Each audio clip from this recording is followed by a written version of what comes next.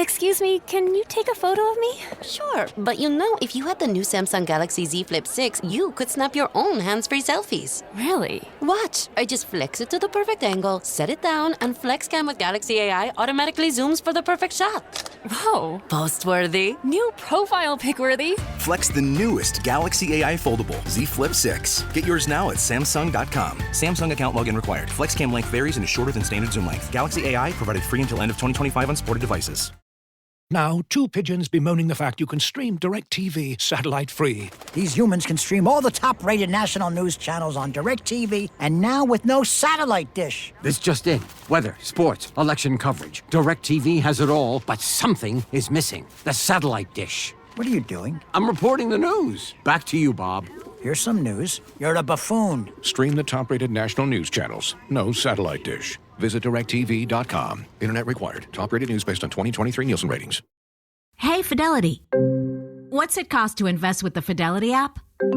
Start with as little as $1 with no account fees or trade commissions on U.S. stocks and ETFs. That's music to my ears. I can only talk.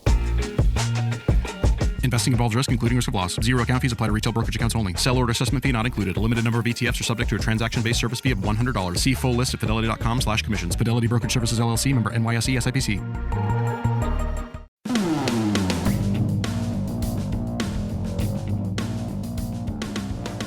If you look around our society today and you think, things just aren't right, well, you're not alone. Western societies around the world are changing dramatically, and often not for the better. We are becoming less tolerant in the name of tolerance. We are adopting and accepting ideas that actually eat away at the foundations of a Western liberal democracy. Hello, and welcome to the Full Comment Podcast. My name is Brian Lilly, your host, and today our guest is Gad Saad, an academic and intellectual in the best sense of those words, and someone who many of us have seen document the very issues and concerns that we're going to talk about today on his popular YouTube channel, on Joe Rogan podcast, and elsewhere, as well as in his best-selling books. Dr. Gad Saad is a visiting professor and global ambassador for Northwood University, and he joins me today. Gad, thanks for the time. Oh, I'm so glad to be with you, Brian. Thanks for having me. I want to open with a quote that I grabbed off the back of your best-selling book and recently became a bestseller again, and we'll talk about that. But yeah. I grabbed this off the back dust cover, and I want to read it to you and have you react and tell me if you still feel the same way. Okay. The back of the book, and I don't think this was you writing it, this is the publisher's promotional bit, but it's kind of summarized a lot of what you wrote about in the book. It said, "The West's commitment to freedom, reason, and true liberalism has never been more seriously threatened than it is today by the stifling forces of political correctness." Now, that's from a book in 2020. In 2020, you said we had never been under more threat. Yes. Do you still feel that way, or has it gotten worse? Would you have imagined how bad it would be in 2024? I was trying to think where you were. I was trying to predict where you were going with this. No, it's, I guess one of the ways I could answer your question is saying that the book is still selling like hotcakes, which suggests that that what I hoped would be the final mind vaccine and inoculation against all this nonsense has apparently not sufficiently worked, because we are still facing the same issues, if not those issues having been exacerbated. So the book remains timely precisely because the phoenix of woke parasitic ideas keeps rising from the ashes, despite the fact that I keep hitting it. Well, over the summer, and as I said, it came out 2020. I think the paperback early 2021. But this summer, you got a big endorsement, and I don't think you'd seen it yet. Elon Musk goes on X and says, "You must read this book." And I sent you a message, and I just said, "How are sales going?" And you hadn't seen it. I'm guessing they took off just after that. They did. Now that, just to, if I may correct you, it wasn't the first time that he had endorsed my book. He's been a fan of my work and of the parasitic mind for a long time. But that specific post, I shouldn't say tweet, that particular post, you are correct that you were the first one to bring it to my attention. I said, oh, let me go check. And you are indeed correct that there is, I mean, more importantly than the Oprah bump, I think we need to revise our lexicon to the Musk bump, because the book then entered 2 weeks in a row. I think it was the Toronto Star Canadian bestseller list. So you're exactly right. A book that was a bestseller 4 years ago returned to the bestsellers list 4 years later. Well, very well done. Walk us through the parasitic mind, because there's been a lot of talk about that. I know that Musk has been a fan of your work and of the book, and he talks about the woke mind virus. And that can sound like it's, sloganeering, it's jingoistic. Oh, parasitic mind. Oh, but what is that? Yeah, no, So that's define it for me. Yeah, that's a great question. So let me give you sort of the background of how I developed the idea and then link it to the neuroparasitological framework. So the first time that I had sort of a Houston, we have a problem moment was in my scientific work. So for those listeners and viewers that are not familiar with my work, I apply evolutionary biology and evolutionary psychology to study consumer behavior, economic decisions. And you've written books on this. I've written many books. So yes, the consuming instinct right here, the evolutionary basis of consumption.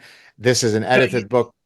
Go ahead. You've looked at how we react and interact with goods and why we purchase certain brands, and you've looked at that before. That's where you came out of before you got as political as you are now. Right. But I was looking at the biological and Darwinian underpinnings of our consuming instinct, right? So for example, how do our hormones affect our food behavior? How do our hormones, does a man's testosterone increase if he is using driving a Porsche? I've literally done those studies. How does a woman's menstrual? It does. As a matter of fact, so I did a study with one of my former graduate students, and I'll come back to the parasitic mind in a second. In 2009, I published a paper with John Vungus, who was one of my former graduate students, where we actually got men to not imagine driving a Porsche. We actually rented, try to get a scientific granting agency to give you money to rent a Porsche for science. So we rented a Porsche, and we had a beaten up old car. So one is a high status product, one is a low status product. And we had young men drive these two cars, either in downtown Montreal, where everybody can see you, and on a semi-deserted highway where few people could see you. And the dependent measure was we took salivary assays so that we could measure the fluctuating levels of their testosterone. And actually, that's a good segue to eventually answering your parasitic mind question. So one of the things that I do as an evolutionary psychologist is I look at the behavior of other animals to draw homologies and analogies with human behavior. So for example, the peacock, right, has evolved this big, beautiful tail that's otherwise very cumbersome and costly, right? It's from a survival perspective, that peacock's tail is costly. It increases your chances of predation. But the reason why it evolves, it does so through sexual selection, meaning that it confers a reproductive advantage to the peacock in exhibiting that signal. So I took that idea and I said, well, surely human beings engage in sexual signaling, and I'm going to study it in the context of consumer behavior. And that's how I came up with the idea of studying it with using Porsche. So the Porsche is the human equivalent of the peacock's tail. So coming back now to the parasitic mind. So I realized early in my career that what seemed profoundly obvious to me, which is that human beings are biological beings, and therefore, if we want to study consumer behavior perfectly and completely, we need to study the biological forces that compel us to be the consumers that we are. Well, that was complete crazy quackery. It was neo-Nazism, according to many of my social scientist colleagues and business school professor colleagues. And so right there, I said, well, this is strange. How could otherwise supposedly sophisticated, intelligent, intellectual professors be such imbeciles? So that was my first exposure to how ideology can cause you to have completely irrational thoughts. So that was nearly 30 years ago. And then as my academic career progressed, I saw the infiltration, the proliferation of these what I call parasitic idea pathogens. But why do I use the framework, to your very specific question, why do I use the framework of parasitology? So in the animal kingdom, including humans, there is the field of parasitology, which studies how parasites interact with hosts. So, for example, the tapeworm goes into your intestinal tract, but a neuroparasite ends up in your brain, altering your circuitry to suit its reproductive interest. And therefore, I had my aha moment. I would then argue in the parasitic mind that not only can human beings be parasitized by actual physical brainworms like Toxoplasma gondii, but they could be parasitized by ideological brainworms, and hence my neuroparasitological framework. And what are some examples of these parasitic ideas? Postmodernism, cultural relativism, social constructivism, radical feminism. Each of these parasitic ideas destroy the capacity of the infected person to think rationally. And so I go through all of these parasitic ideas, and then I offer a mind vaccine at the end of the book. As I'm thinking about, cultural relativism, I was just trying to look up her name, the Iranian dissident who lives in New York. She's had her life threatened. I'm sure you've seen her work. It's just her mind's escaping me now. And she's talked about that recently, about how we've got people in the Western world declaring themselves feminists, but they won't speak up for the women of Iran who are being oppressed. They are fully on board with Hamas and Gaza and denouncing Israel, which is a state that actually puts these things forward. I said off the top, we have become less tolerant in the name of tolerance. Is that one of the parasitic ideas that you deal with? Oh, absolutely. Look, so cultural relativism was an idea that was first espoused by a anthropologist by the name of Franz Boas. And he wanted to create a new worldview of human behavior that abdicated biology as being relevant to the study of human behavior. In other words, because a whole bunch of bad folks had misused Darwinian theory. So, for example, British class elitists argued that, well, it's a natural struggle between the classes. We're the upper class. If the lower class has to die from a pandemic of tuberculosis, and if they live in squalor and they all die out, well, that's just Darwinian. It's just the natural struggle between classes. The Nazis came along and said, hey, it's a natural struggle between the races. We are the Aryans. Sorry, gypsies. Sorry, homosexuals. Sorry, Jews. It's time for you to go. Hey, that's just Darwinian. Now, of course, it had nothing to do with Darwinian theory, but because all sorts of political cretins were misappropriating evolutionary theory, some idiotic professors, as often happens the case, said, hey, why don't we create a new worldview of humanity that completely abdicates biology and evolutionary theory being relevant to human beings? Therefore, cultural relativism does exactly that, because it says that there is no universal human nature. There are no universal objective moral truths. Every culture has to be judged based on the idiosyncrasies of its own cultural trajectory. Therefore, who are you, Brian, white guy, Canadian imperialist racist, to tell us that the cutting off of clitorises of 5-year-old girls is a bad idea? That's cultural imperialism. And that's, by the way, exactly what, since this is a Canadian show, so let's link it to Justin Trudeau. If you remember, when Justin Trudeau was a parliamentarian before he became prime minister, Stephen Harper's government had released a sort of an edict or a pamphlet saying, look, we do not condone barbaric practices like female genital mutilation, child brides, honor killings in Canada. And if you remember, in a very theatrical and obnoxious, bombastic way, Justin Trudeau got on TV and kind of huffed and puffed and moved his hair and said, I will not tolerate that these things be called barbaric. So he was upset at the use of barbaric, not the barbaric practices. Exactly. Well, what allowed him to have the gall to do that is precisely cultural relativism. Who are you to judge what others do? No. I will judge. There is no context under which cutting off the clitorises of little girls so that they could never experience fully the joys of intimacy is ever a good thing. So each of those parasitic ideas, Brian, started off in a university setting for a noble cause, right? So in a sense, I'm being charitable here. It's not as though the people who espouse and spawn these ideas say, let's just destroy the edifices of reason just for fun. They usually start off with a noble reflex, but then in the service of that noble reflex, if we have to murder and rape truth, so be it. I remember a colleague, this is going back years ago, I was in radio in Ottawa, and he made a comment that there was objective truth. And there were a pile of other people in the newsroom that couldn't believe that he said that.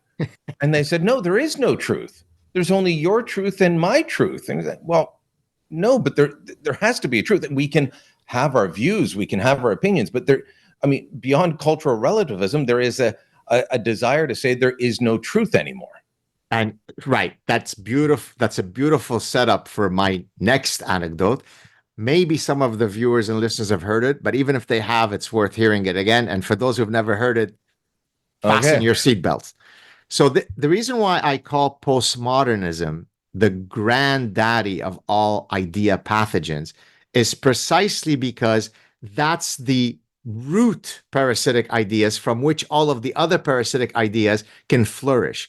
If we can espouse the idea that there are absolutely no objective truths, then you're not constrained by your genitalia when it comes to your biological sex. Who are you to say what constitutes male or female? As the most recent addition to the Supreme Court, when she was being confirmed and asked, what is a woman? She said, well, I'm not a biologist. Well, until 15 minutes ago, the 117 billion people that had existed on Earth were perfectly able to navigate through the very complex conundrum of what constitutes male or female, but she wasn't able to say it. Did you see the head of the International Olympic Committee? Yes. He was at a news conference, and of course there was all the debate about the women's boxing and were there biological males in it? They did not handle it well. They could have settled all the debate by being upfront and honest. So one of the journalists just asked a very relevant question. Will you handle this better next time? Will you find ways of talking to the public and being upfront with them so that there isn't this controversy around sex? And he said, there is no scientific way to determine what is a man and what is a woman. This is the head of one of our biggest global bodies. Well, I was fortunate enough when I chose what I thought was a woman to start my family, and then we ended up having children. It's by the complete vagaries of stochastic life that I ended up, because I could have easily chosen a woman with a 9-inch penis to have children with, but luckily I came out on the right side. But just so that I don't leave your viewers and listeners hanging, can I go back to telling the story? Yeah, go back to your story. Yeah. So the best way to describe what a cancerous form of intellectual terrorism postmodernism is, to your point about your colleagues who were saying, what is this? There is no objective truth. In 2002, one of my doctoral students had just defended his dissertation. So we were going out to celebrate. And have you heard this story before? No. Or no? Okay, no, so no, I'm glad, because it's always exciting when someone hears it for the first time. So we were going out for a celebratory dinner, myself, my wife, my doctoral student, and he was bringing a date with him. So a few hours before the date, before the dinner, he calls me up and he says, "Oh, I just wanted to give you a heads up that the lady that I'm bringing for the dinner is a graduate student in anthropology, postmodernism, and women's studies." And I said, okay, so the holy trinity of bullshit. And so, but of course, the reason why he was calling me to say this is like, please, can we not get into this big, I said, "Oh, no, I got you. I'm going to be on my best behavior. Mum's the word. I'm going to be good." Which, of course, was a complete and utter lie, because about halfway through the evening, I turn to the lady and I say, "Oh, I hear that, you're a graduate student in postmodernism." Yes. "Oh, so there are no objective truths, of course, other than the one objective truth that there are no objective truths, but never mind that internal cognitive inconsistency.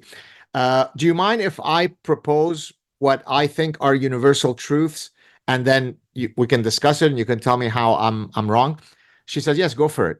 Now, this is 2002, so this is way before the transgender stuff. This is 22 years ago. I said, "Is it not true that within Homo sapiens, humans, that only women bear children?"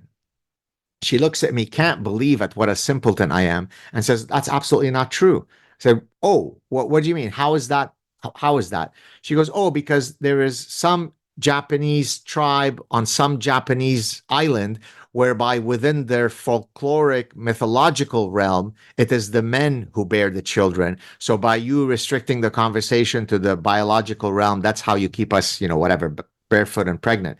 So after I recovered from the mini stroke I had at listening to such gibberish, I then said, "Okay, well, you know what? Maybe it was too controversial, too incendiary for me to mention something as controversial as only women bear children. So let me give you another example, and then let's see if we can agree on this one." She goes, "Yeah, go for it."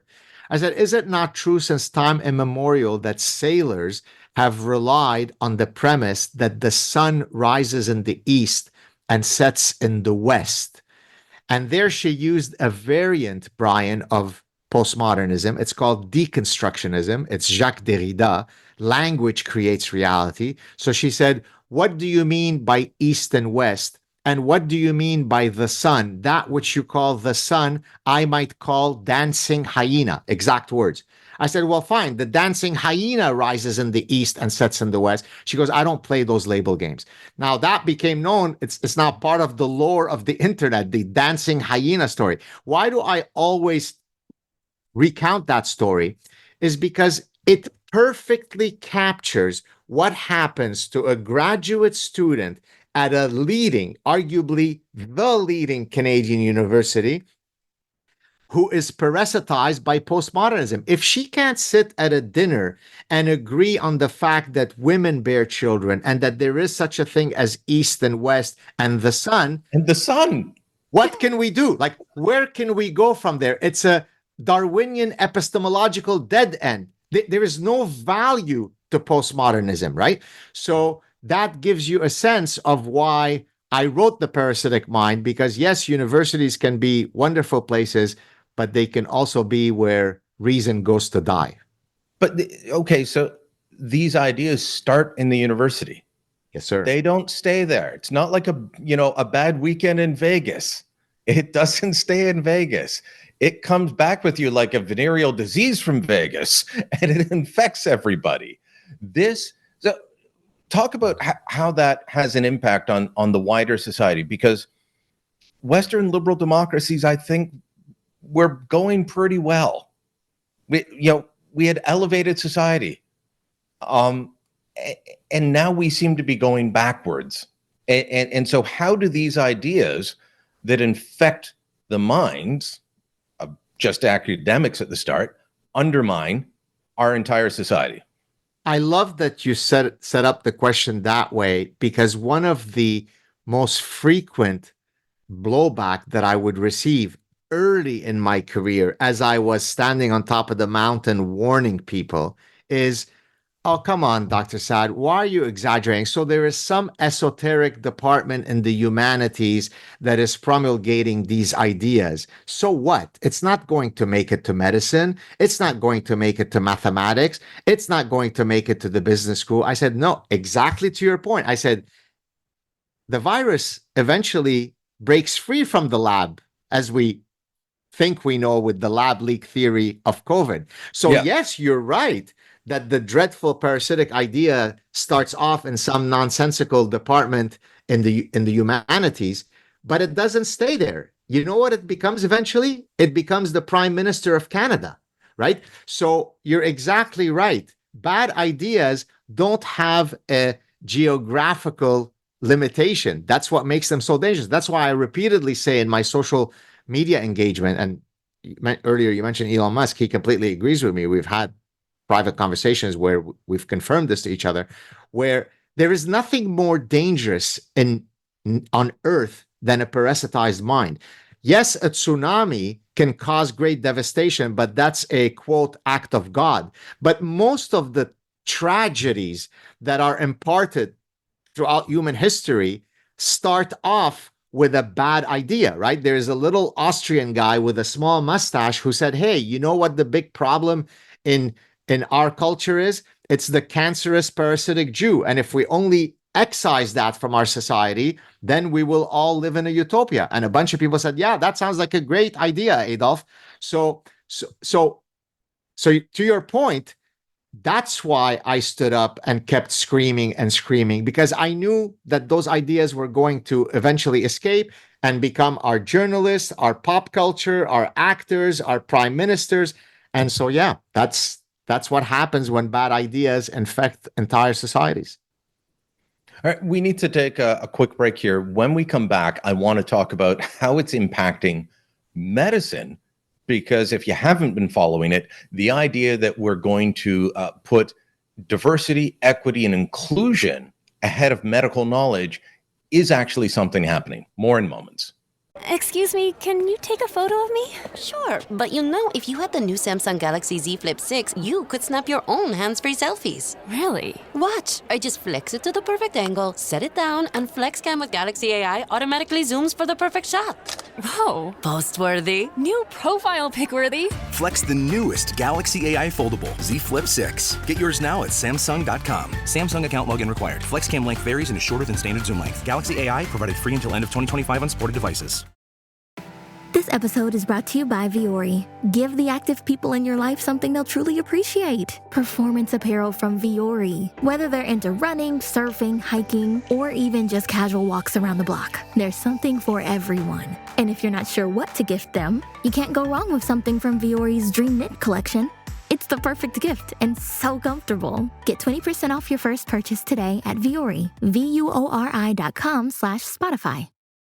At the UPS Store, we understand the importance of a first impression. That's why we're here to help you put your best foot forward and be unstoppable with our printing services. With high-quality paper stock options, banners, business cards, menus, and more, we make sure your small business stands out and your message reaches the masses. After all, we're the one-stop prints that pop store. Most locations are independently owned. Product, services, prices, and hours of operation may vary. See Center for details. The UPS Store. Be unstoppable. Come into your local store today and get your print on. Gad, before we jump back into the conversation about parasitic ideas and how they don't just stay in the sociology department somewhere, you've got a new title. You're visiting professor and global ambassador at Northwoods University. I don't know Northwoods University. Give me your elevator sales pitch on this. What are you doing there? Tell me about this change. Yeah, so I was approached by the president of Northwood University. They're in apparently, I haven't yet gone in person. I will be going soon in person to meet the folks. They're in Midland, Michigan. He approached me and said, look, we're big fans of your scientific work and, of course, your free thinking. We are known as the Free Enterprise University, so their entire, ethos is rooted in freedom, and we would love to see if we can work together.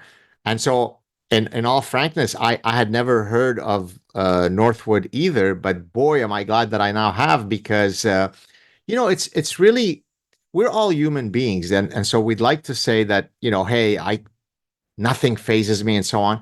But you also want to be at a place that shares your general sense of how a university should be run, that is not infested with parasitic ideas. And so it's been very, very refreshing for me in the few weeks that since I've joined them to be able to interact with people, who I don't have to discuss whether the sun exists or not, or whether it's called dancing hyena or not, or I don't have to do land acknowledgements before saying hello, and I don't have to submit a diversity, inclusion, and equity statement before I apply for a grant. So it's been very, very liberating, and I really look forward to my visiting professorship there. Well, let me know how Midland, Michigan is. Beautiful part of the I haven't stopped in Midland, but I love the area of that part of the state that it's in. So I'm sure you'll enjoy it. And go in the fall, because campuses in the fall, there's just something picturesque about it.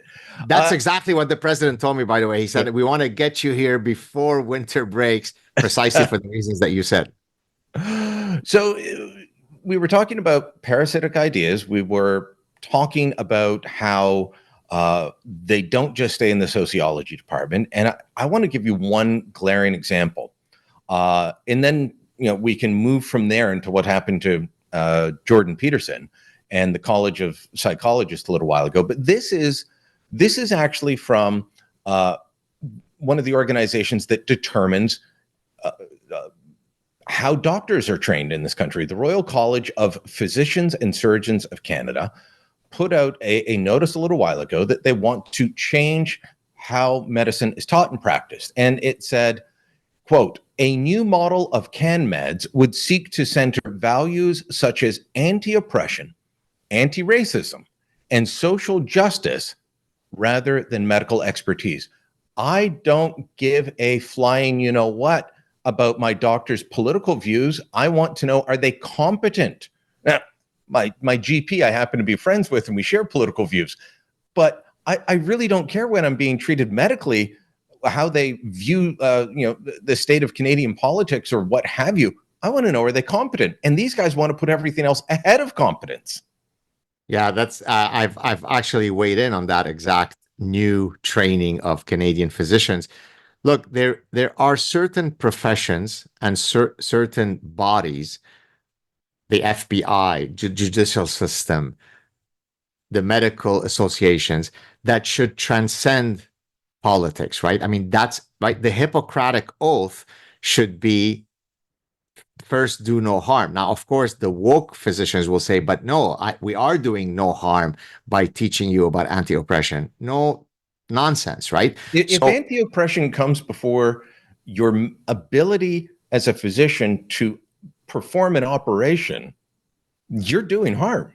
You're exactly right. All right. So look, I mean, that issue arises not only in, at that, with physicians, it starts at the first point where, for example, they're now arguing that the grading of physicians when they're in medical school creates undue pressures and stress on physicians.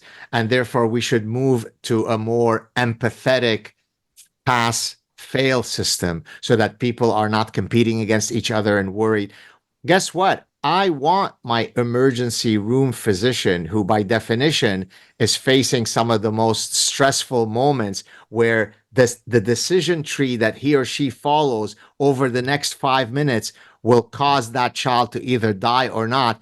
I want them to have been exposed to stressors, right? Seneca, in the Happiness book, I talk about anti-fragility, which is a term that was coined by a fellow Lebanese, Nassim Taleb, right? Seneca, the ancient philosopher, Stoic, said, I'm paraphrasing, that the strongest trees are those that have been exposed to a lot of wind stressor. Therefore, their bark and their roots are stronger. The trees that haven't been exposed to wind stressors end up being brittle and they break and they right? So let's apply the concept of the wind stressor to your physician.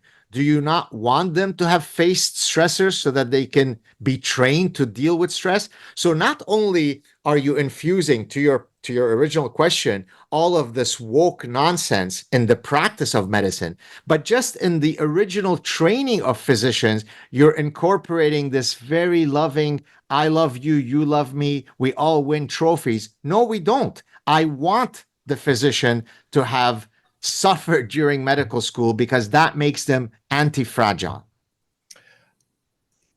At the medical school level, here's just a couple of things. This is from my colleague, Jamie Sarkanak at National Post.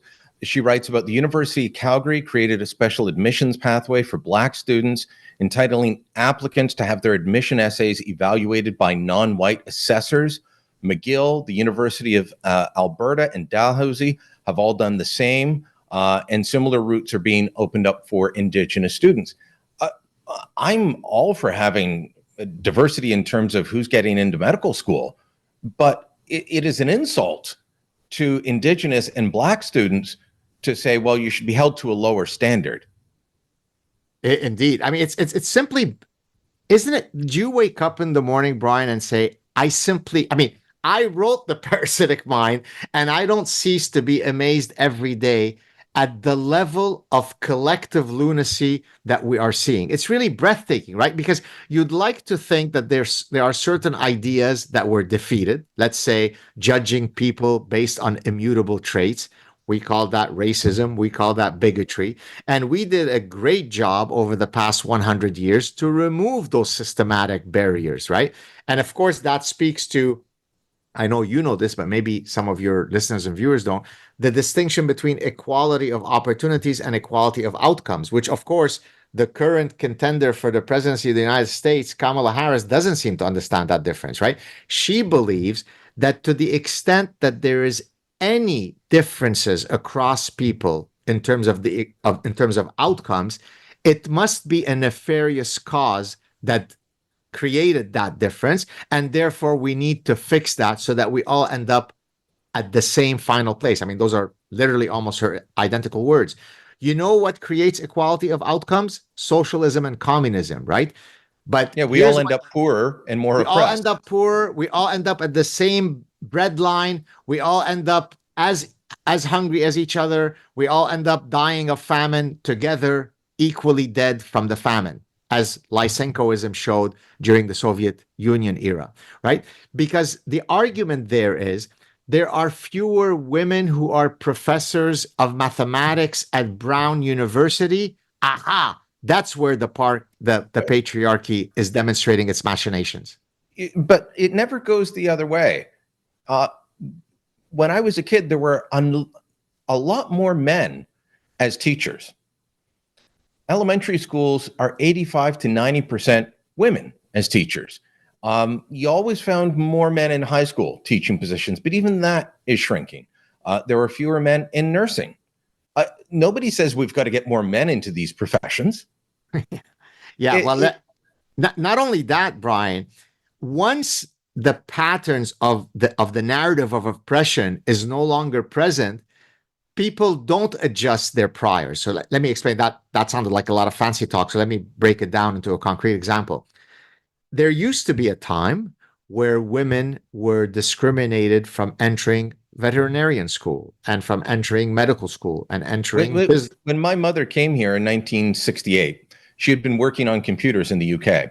She got to Canada and was told, "Oh no, ladies can't do that job." I'll never say there was not discrimination and oppression and things to change, but we've got a weird view of it. So now let's fast forward to today. So I would receive at my university endless emails. How are you going to be an ally to women? What's your contribution to allyship to women? As if the email was happening while we all lived in Waziristan in the tribal territories of Pakistan. Now, let me draw the line of what the current data shows.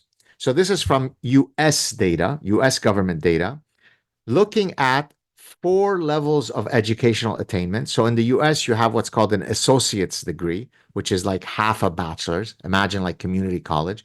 So there's associate's degree, bachelor's degree, master's degree, and doctoral degree. So there are 4 levels of educational attainment across 5 racial groups, whatever, Hispanic, white, Black, and whatever. So there are 5. So the matrix is a 4x5 matrix, okay?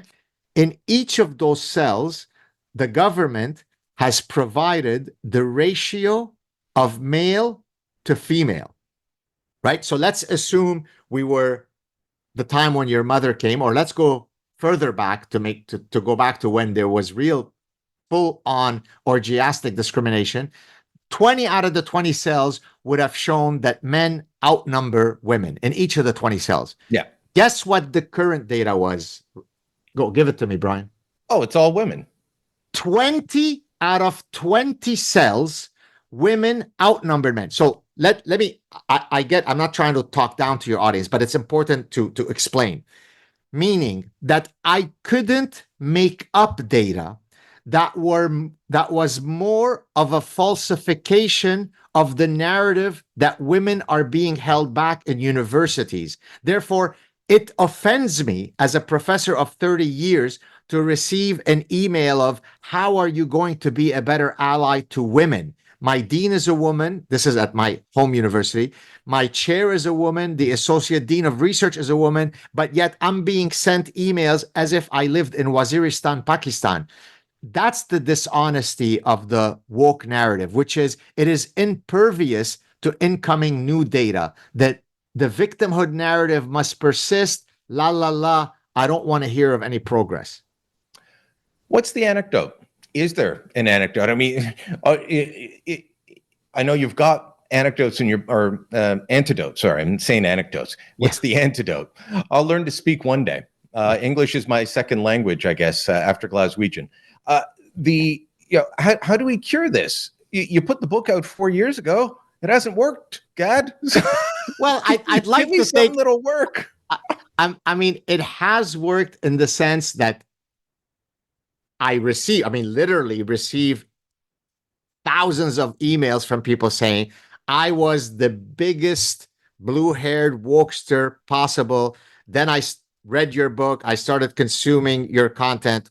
Thank you so much. So in the grand scheme of things, I haven't been able to administer the vaccine and all stupidity has ceased to exist. And I don't think any mind vaccine could ever do that, because regrettably, I think the architecture of the human mind is built to be parasitized. The only thing that's unique about the current period are the specific idea pathogens that we are now seeing, right? Cultural relativism was not an idea pathogen 500 years ago, but there were other idea pathogens then, right? You look back to the 1930s. They thought eugenics was great.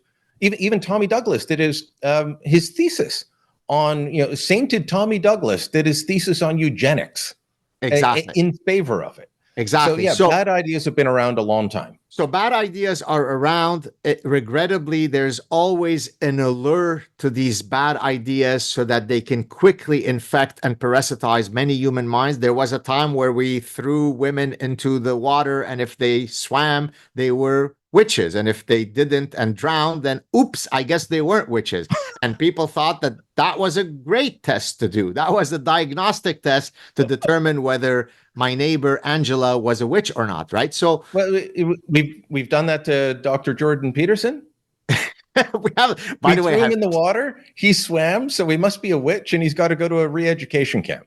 Have you seen the clip, the satirical clip that I released where I feigned that the Ontario College of Psychologists had declared me as his re-education mentor? Have you seen that clip? Yes. I mean, that's now, I think, my second or third most viewed clip of all of my clips. So this demonstrates to you, by the way, the power of satire, sarcasm, and humor, right? Because the dictators don't usually eliminate the guys with the big muscles, because we can handle those because we own all the guns. I'm speaking out if I were the dictator. The guys that really are dangerous to me as a dictator are the guys with the sharp tongues, the guys with the sharp pen. Those are the bastards that I have to eliminate. So the satirist is the biggest danger to the dictator. He goes first to the chopping blocks. So oftentimes I will get some smarmy, obnoxious professor that I'm talking to who tells me, oh, but aren't you demeaning your professorial, image when you do all of that satirical stuff? I say, absolutely not, because I'm in the game of trying to persuade people to better think. I will use any weaponry within my arsenal of weapons to try to achieve that goal. Sometimes I will be professorial, sometimes I will be scientific, sometimes I will be satirical. All bets are off when it comes to trying to change human minds. Well, we're seeing in the United Kingdom what we're worried about here, and this is something that Elon Musk is fighting back against. He has definitely turned Twitter, now X, around in terms of being a place for free speech. We just had Mark Zuckerberg admit that, yeah, he had downplayed the Hunter Biden laptop story, and he was smothering true things that were being said about COVID at the behest of the government, the Biden administration, because it went against their views. But in the UK, we're seeing people being arrested for memes posted on Facebook. I'm worried about that coming here if we don't have a change in government. That sort of thing, if you had told me 20 years ago, in Britain, they'll be arresting you for jokes, I would have laughed. I mean, the cradle of the best of Western civilization comes from the UK. The Americans, Canada, the Australians, New Zealand, we all draw inspiration from there. And they are now once Great Britain. Yeah, I mean, life comes at you fast, to your point about how quickly things change. I have a quote in The Parasitic Mind. I don't have it in front of me, so I'm going to sort of paraphrase it. Ronald Reagan famously said, and I'm sure you probably know which passage I'm talking about, where he basically said, look, every generation there has to be an assiduous fight for freedom and freedom of speech, because the bad folks are always coming to bring down those majestic, foundational values that define the greatness of the West. And so in the past, we had a stronger sense of our identity so that we were able to push back against intrusions against freedom. But because of all this cocktail of parasitic ideas, there's no longer any defense against it. So that a place, as you said, a cradle, the bastion of the Western tradition, Britain, is now looking more like Orwell's worst nightmare. And if I may, I don't think I've ever mentioned this I didn't mention this in our last conversation. There is a distinction in ethics between deontological ethics and consequentialist ethics. And I'll link it back to, the 11-year-old that's being arrested in Britain. So bear with me. Deontological ethics refers to absolute statements of ethical conduct. So for example, if I say it is never okay to lie, that would be a deontological statement. Consequentialism, on the other hand, is another ethical statement that says that you judge the morality of an action based on its consequences. So then if you say it's okay to lie if you're trying to spare someone's feelings. And so I often joke that if you want to have a long, happy marriage, if you ever hear the following question, do I look fat in those jeans? Put on your consequentialist hat very quickly. Okay. Now, for many, many things in life, we are all consequentialists, and that's perfectly fine. But, so now I'm going to tie it back to your original question. When it comes to foundational values that define the Western tradition, those by definition have to be deontological. If you say something like, I believe in freedom of speech, but the second you say but, you're a degenerate asshole. Because what's going to come after the but is going to be exactly some consequentialist ethos. Yes, you should be able to criticize religions, but you should maintain group cohesion or community cohesion. That's what causes people to then argue that Islamophobia should be a hate crime. No. In a free society, as long as it's not defamation, libelous, incitement for child pornography, direct incitement for violence, screaming fire in a theater, all bets are off. I am Jewish with a very, very tragic childhood in Lebanon, and yet I support the right, Brian, of Holocaust deniers to spew the most offensive and insulting stuff humanly possible, which is the rejection of a historically documented reality where an entire people were extinguished.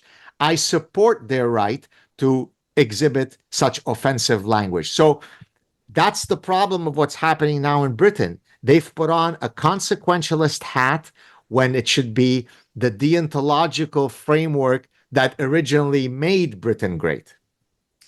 Well, you and I will continue to be out there on the good fight, pushing back against bad ideas.